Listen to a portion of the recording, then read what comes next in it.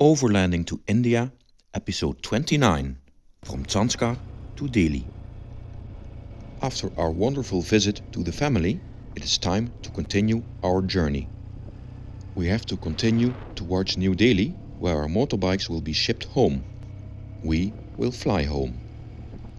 Our ride will take us alongside the Tsarap river towards the Shinkula Pass. But first we have to leave Padum via the outskirts of town. We start with a smooth ride on a nice tarmac. But as usual in the Himalayas, soon this will change. Also on this route there are a lot of roadworks. Large groups of workers build brand new bridges. They appear to be surprised when foreigners pass by. My brother and I make a little contest who can make the nicest splash when driving through the water. So please tell me in the comments who is the winner. At least the dust was washed off our bikes, but not for long. Even if it looks quite warm through the sun, actually the water is really cold. So is the air temperature. Roughly 10 kilometers from Padum, we pass the Bardan Gompa. This monastery is located on a high cliff above the Tsarap river. Unfortunately, we don't have time to visit this monastery. What we do see are a lot of stupas alongside the road. Soon we spot some remains of landslides, but we can continue our journey. This stretch of the road is very quiet, but here we pass some bikers who have the same plans as we do, crossing the Himalayas. We are still on familiar ground, as again we pass the cottage of Angmo's parents. Actually we don't see them working in the fields, but we still wave to say a little goodbye to them. It was just epic to have a chance to look into their lifestyle. Here we pass the local school of the region, where the children get their first basic education. Also Nordon, who we will visit at the end of this video, has attended to this school. After each corner there's a new surprise. A bridge or some dirt road, and then again nice asphalt. But the views, guys, this is such a beautiful landscape, is just still incredible. Let's say it like this: you can't get more remote from the flatlands, Netherlands, where we are coming from. At this altitude, approaching 4,000 meters above sea level, there is not much vegetation. But there are big rocks. Lots of them. I just can't imagine what it means for the road workers to work for long times of periods on these altitudes. But as always, these guys wave very friendly to us. After a few more bridges, we come to a spot which I remember from yesterday's jeep ride. Right after a 90-degree corner starts a very steep slope with extremely fine sand and no protection whatsoever towards the river deep below. Luckily, our motorcycles plow effortless up the steep inclination. And I am very happy that we don't encounter traffic from the opposite direction. Then we take a last look back over the green fields towards Ishar. From now on, we will be riding on unfamiliar grounds again. From the black smoke out of the exhaust, you can see that the lorries are also struggling at these high altitudes. Now let's enjoy the bumpy ride until our next waypoint.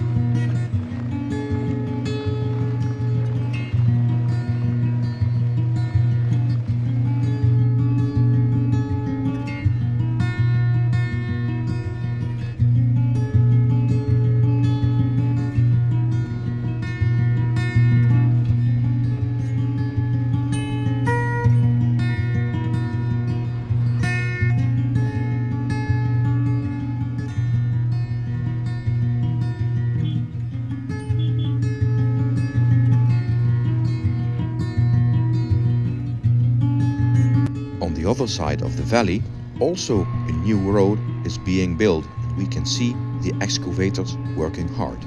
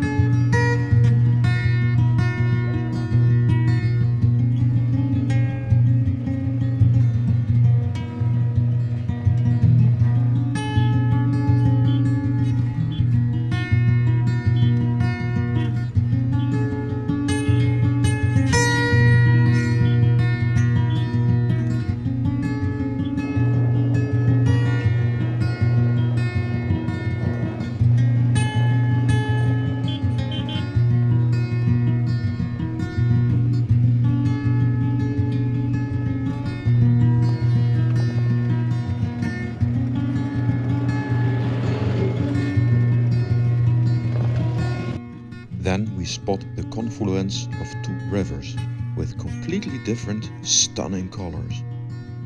Actually, the music track you hear in the background is soothingly called Running Waters.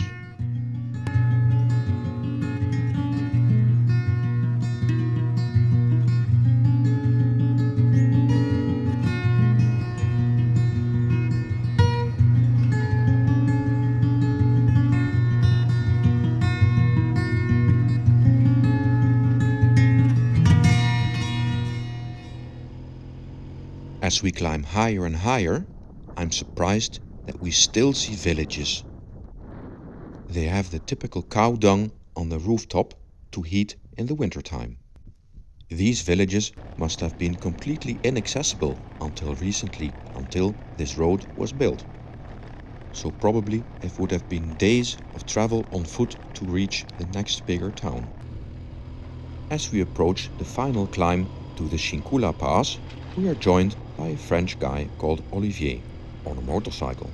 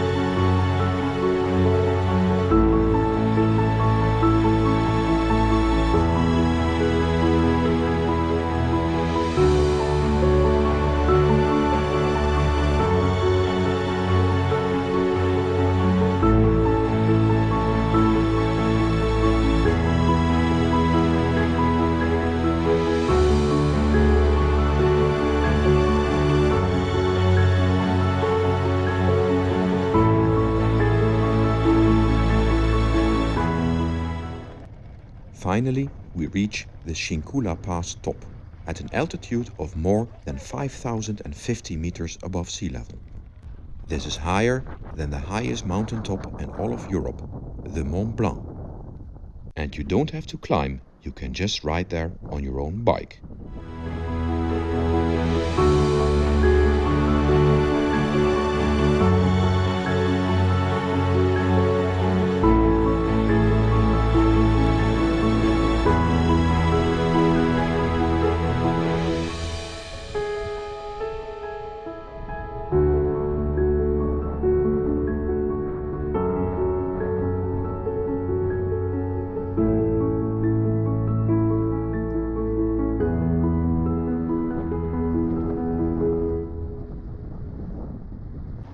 The Shinkula top is also the border between Ladakh and Himalaya Pradesh. We are actually a bit sad that we are leaving the roof of the world. From here, we'll basically be riding downhill until we reach our final destination. You can see very clearly that this area is covered in snow and ice for a large time of the year. You see melting glaciers, or we ride even in the midst of the glacier itself. The road is damaged and very rough on several occasions. Here we ride for several hundred meters inside the melting water of a glacier. Luckily, we arrive at the other side with dry feet. Unfortunately, our friend Olivier is not such an experienced rider. Let's see what happens if he gives it a try.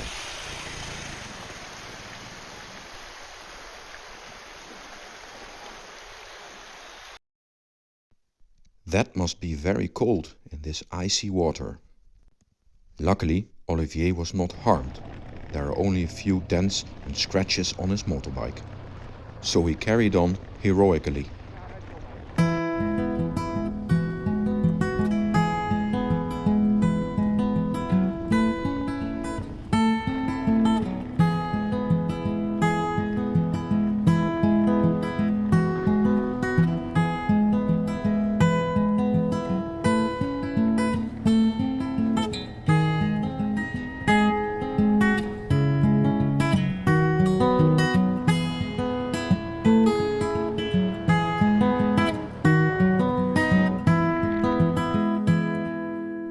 decide to make a stop shortly before the Rotang Pass. Actually, you could drive the pass, but we decide the next morning to take the Rotang Tunnel, which is fairly new. The time you gain by riding through this tunnel is immense. And on the other side awaits a different world. The landscape now turns green and it feels like we're being in the Alps. What we also notice is that the amount of traffic is slowly increasing. Actually, that isn't surprising as we are quickly approaching Manali. Manali is a major hub for winter sports in India. Pretty soon we see the first ski lifts and slopes.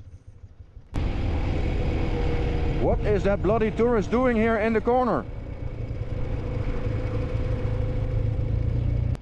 Soon we also spot the first road signs with Dehli on them. Slowly we are getting used to the ever-increasing traffic. But actually the landscape is still very nice. We ride here inside a vertical cliff above the river, when we spot a small place where you can park.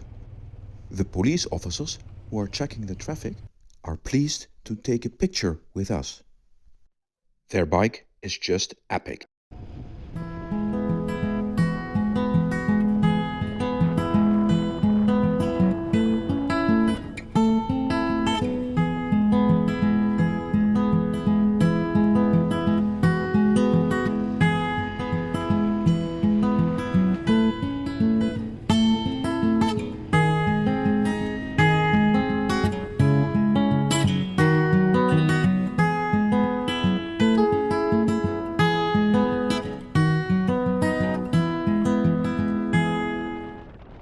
We are making quick progress, and passing vehicles does not only include mopeds, motorcycles, trucks and lorries, but also the obvious holy cow.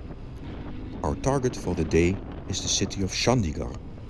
Chandigarh is a university city where Angmo has studied.